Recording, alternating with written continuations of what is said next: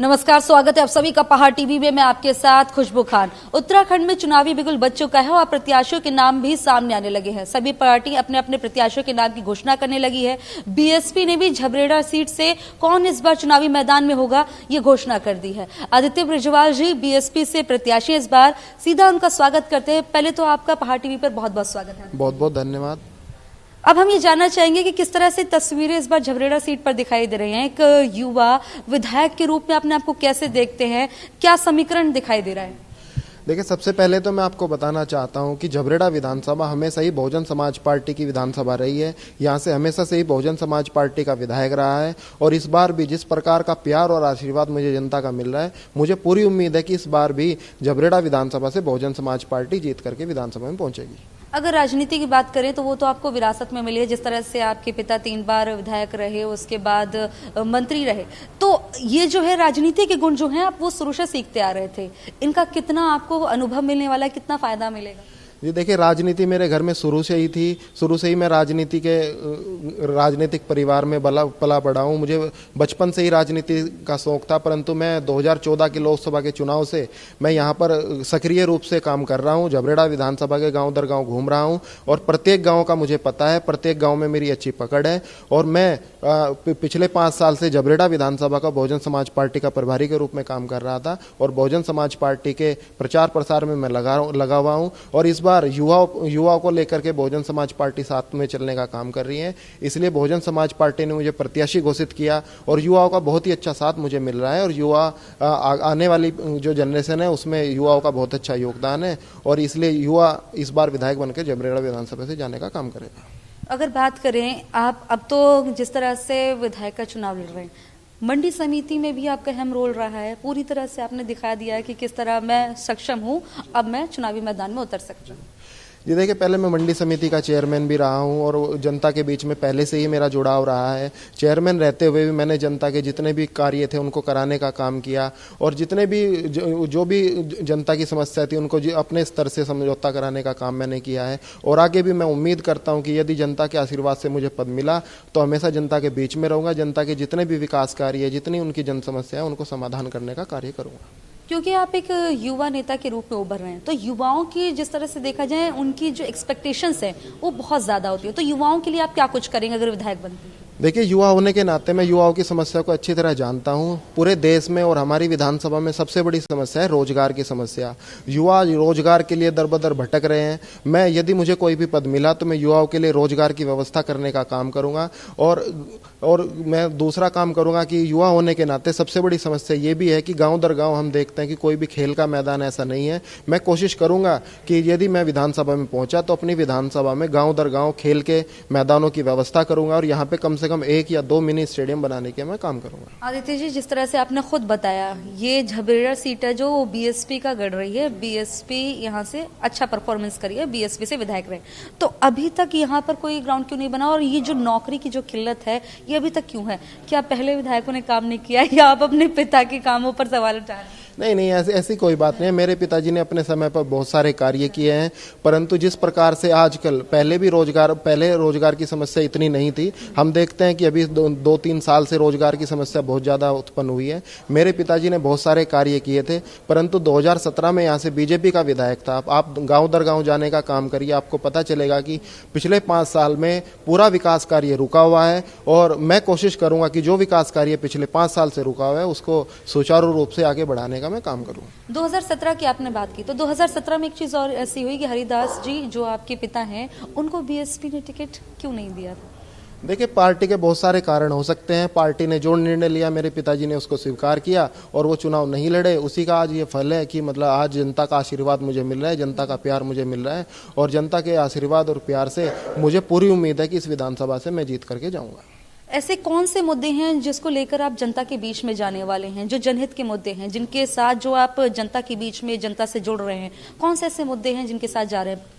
देखिए, यहाँ सबसे बड़ा मुद्दा है स्वास्थ्य का मुद्दा। मैं अभी आपने कोरोना महामारी के समय पर देखा कि स्वास्थ्य की व्यवस्था बहुत ज़्यादा खराब स्थिति में है। मेरी विधानसभा की मैं बात करूँ तो यहाँ पर कोई भी अच्छा हॉस्पिटल नहीं है, ना कोई प्राइवेट हॉस्पिटल है, सरकारी तो कोई सुविधा यहाँ पर है ही नहीं। मैं जनता के बीच में जा रहा हूँ और जनता से वादा कर रहा हूँ कि यदि मैं इस विधानसभा से जीत करके पहुँचा तो अपनी विधानसभा में सरकारी हॉस्पिटल बनाने का काम करूँगा। और दूसरी यहाँ पर समस्या है सड़कों की समस्या। मैं प्रत्येक गाँव का दौरा कर चुका हूँ, प्रत्येक गाँव का मैं सारी समस्या जानता हूं। उनमें सबसे बड़ी समस्या सड़कों की बनी हुई है। सड़कें चारों तरफ से बहुत खस्ता हालात में है। मैं ये कोशिश करूंगा कि प्रत्येक गांव की जितनी भी सड़कें हैं उनको बनाने का काम करूं। मौजूदा विधायक से क्या एक्सपेक्टेशंस थी और क्या कुछ काम हैं जो उन्होंने नहीं किए जो आप आगे करवाएंगे, और किस तरह का सहयोग आप चाहते हैं आगे? देखिए, मौजूदा जो विधायक है देशराज करणवाल जी, वो बीजेपी से आते हैं। उनकी यहाँ पर सरकार भी थी, प्रदेश में भी उन्हीं की सरकार थी, देश में भी उन्हीं की सरकार थी, परंतु उन्होंने कोई भी ऐसा कार्य नहीं किया जिससे कि वो जनता के बीच में जाकर के ये कहने का काम कर सके कि ये फला कार्य मैंने करने का काम किया है। और बहुत सारी उम्मीदें जनता को उनसे थी, परंतु वो जनता की उम्मीदों पर खरे नहीं उतरे।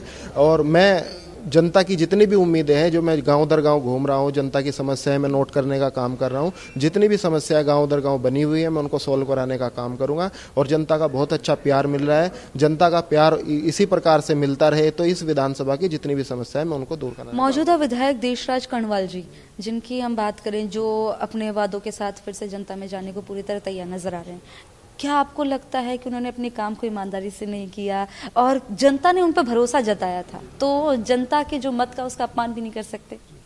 देखिए, जनता ने उन पर भरोसा जताया था, परंतु जनता के भरोसे पर वो खरे नहीं उतरे।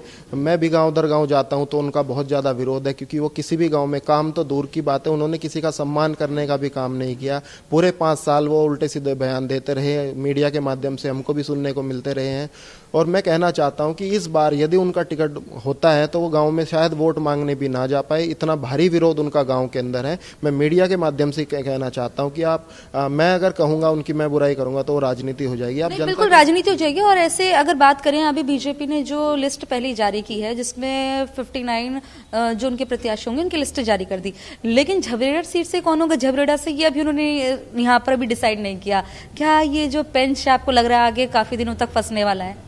देखिए, झबरेड़ा विधानसभा में इस बार बीजेपी का कोई भी कैंडिडेट आए वो मजबूत नहीं होगा। यहाँ से बहुजन समाज पार्टी बहुत ज़्यादा मजबूत स्थिति में है, इसलिए उन्होंने यहाँ पर अब तक अपना प्रत्याशी नहीं उतारा है। वो ये सोच रहे हैं कि झबरेड़ा विधानसभा में कौन सा ऐसा प्रत्याशी है जो बहुजन समाज पार्टी के सामने टक्कर ले पाएगा, इसलिए उन्होंने प्रत्याशी नहीं उतारा है। मैं तो ये कहना चाहता हूँ कि हमारे माननीय जो विधायक जी हैं उन्हीं का टिकट हो, उनको भी तो पता चले जनता के बीच में उन्होंने कितना कार्य किया है, और पिछले 5 साल में उनका जो कार्य है वो उस पर वोट मांगने का काम करेंगे। और आप लोगों के सामने आएगा चुनाव का जो भी रिजल्ट होगा, जनता ये बता देगी काम उन्होंने किया है या नहीं किया है। मौजूदा वक्त में देखा जाए, क्योंकि डबल इंजन की सरकार कह सकते हैं, केंद्र में भी बीजेपी और राज्य में भी बीजेपी, और ऐसे में जो है क्या ऐसा जो हो रहा है कि जिस तरह से बीजेपी ने तो कह दिया कि हम इस बार 60 के पार हैं, तो लग रहा है आपको 60 के पार होने वाली है बीजेपी? जी नहीं, पिछली बार बीजेपी ने उल्टे सीधे वादे किए, बहुत झूठ बोला, मोदी जी के नाम पे, कभी किसी के नाम पे उन्होंने जनता के वोट को हथियाने का काम किया, परंतु जनता उनकी बात को समझ चुकी है। जनता इस बार उनके झांसे में नहीं आने वाली है। जनता ने इस बार मन बनाया है कि वो बहुजन समाज पार्टी की यहाँ पर सरकार बनाने का काम करेगी। यदि बहुजन समाज पार्टी की सरकार भी नहीं बन पाई तो हमारे बिना किसी की भी सरकार बनने का काम नहीं होगा। और दूसरी तरफ ये देखा जाए, जिस तरह से लोगों में नाराजगी है, वो बीजेपी को लेकर नाराजगी अभी दिखाई नहीं दे रही है, लेकिन अपने विधायकों को लेकर नाराजगी है। तो मोदी लहर में जो तमाम विधायक बने, क्या आपको लगता है कि आगे भी ऐसा होगा, इसी तरह से रिपीट होंगी चीजें? जी नहीं, देखिए, जनता एक बार धोखा खा सकती है, बार बार जनता धोखा नहीं खा सकती है। पिछली बार जो उन्होंने वादे किए थे, यदि वो उन पे खरा उतरते तो जनता विचार करने का काम करती, परंतु मैं देखता हूं कि उन्होंने अपना कोई भी वादा पूरा करने का काम नहीं किया है। इस बार जनता पूर्ण रूप से भारतीय जनता पार्टी के खिलाफ है, और जनता में भारतीय जनता पार्टी के खिलाफ जो रोष है उसका फायदा बहुजन समाज पार्टी को मिल रहा है, और बहुजन समाज पार्टी बहुत ज्यादा मजबूत स्थिति में इस प्रदेश में है। आदित्य जी, जिस तरह से आप कह रहे हैं कि ये वादों की राजनीति रही और वादे होते रहे, कहीं ऐसा तो नहीं कि आपके द्वारा भी सिर्फ वादे किए जाए? भरोसा जो है जब जनता जताती है तो एक्सपेक्ट भी करती है कि काम करेंगे।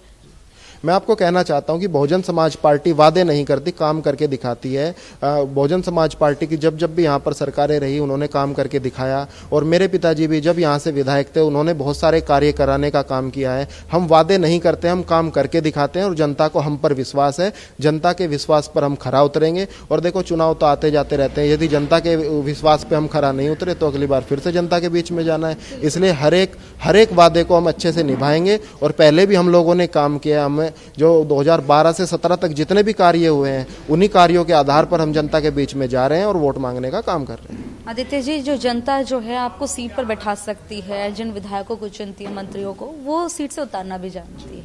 क्या लग रहा है इस बार ऐसा ही ये समीकरण देखने को मिल रहा है? जिस तरह से आप अपनी जीत की पूरी तरह से दावे ठोक रहे हैं, कह रहे हैं कि इस बार मेरी जीत पक्की है, तो इसी तरह के हालात दिख रहे हैं। जी, निश्चित तौर पर देखिए, बीजेपी के खिलाफ पूरे प्रदेश में ही और खासकर मैं इस विधानसभा में देखता हूं कि बहुत ज़्यादा रोष है। इस विधानसभा में जो बीजेपी के विधायक है शायद वो गांव में वोट मांगने भी ना जा पाए, इतना भारी विरोध उनका इस विधानसभा में है।